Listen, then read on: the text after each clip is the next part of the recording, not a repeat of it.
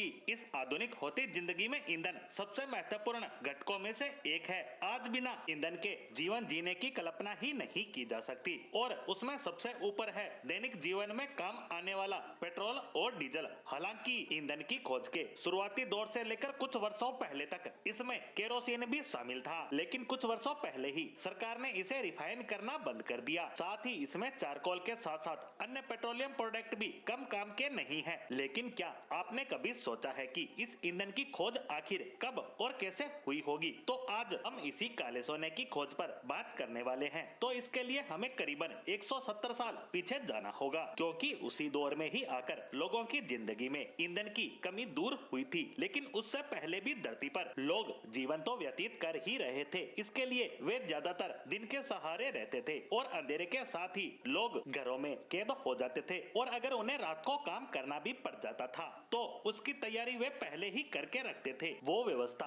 जिसे आप 2025 में सुनकर यकीन ही नहीं कर पाओगे। उस समय यानी 15वीं और 16वीं शताब्दी के दौरान अमेरिका और यूरोप में लोग एक विशेष तरह की मछली का शिकार करके उसे कई दिन पहले ही घर पर लाकर रख लेते थे, जिसे कई दिनों तक सुखाया जाता था, क्योंकि वो एक ज्वलनशील पदार्थ की तरह काफी देर तक जल सकती थी। ऐसे ही आयली बर्ड नाम की चिड़िया को भी मारकर सुखा लिया जाता था और फिर इसका रोशनी के लिए इस्तेमाल करते थे। इस चिड़िया के गले में बत्तियां यानी मोमबत्ती की तरह मोटा धागा डाला जाता था। बताते हैं कि जलाने के बाद यह चिड़िया कई घंटों तक जलती रहती थी, लेकिन 17वीं शताब्दी के आते आते ईंधन का रूप बदलने लगा, क्योंकि बढ़ती आबादी के साथ आग की जरूरत ज्यादा हो गई थी। उस दौर में व्हेल मछली का शिकार किया जाने लगा, क्योंकि इसके तेल का इस्तेमाल लैंप जलाने के लिए किया जाता था। इसके लिए कुछ छोटी बड़ी कंपनियां भी खुल गई थी जो तेल निकालकर उसे छोटी छोटी बोतलों में भरकर बेचा करते थे। अमेरिका इस तेल को कई देशों को बेचकर मोटी कमाई करने वाला देश बन गया था। साल 1700 से लेकर 1850 तक व्हेल मछली के तेल का व्यापार चला, जिसके लिए अमेरिका के समंदर में करीब 700 और अन्य देशों के करीब 200 जहाज काम कर रहे थे। हालांकि कई अन्य यूरोपीय देश भी इस काम में लगे थे, लेकिन अमेरिका इसका सबसे बड़ा खिलाड़ी था। इस बीच कुछ लोग ऐसे भी थे जिन्हें इतने बड़े पैमाने पर व्हेल का शिकार किए जाने पर आपत्ति थी, क्योंकि इससे न सिर्फ व्हेल की संख्या कम हो रही थी बल्कि समंदर का फूड चेन भी प्रभावित हो रहा था। ऐसे में साल 1846 में कनाडा के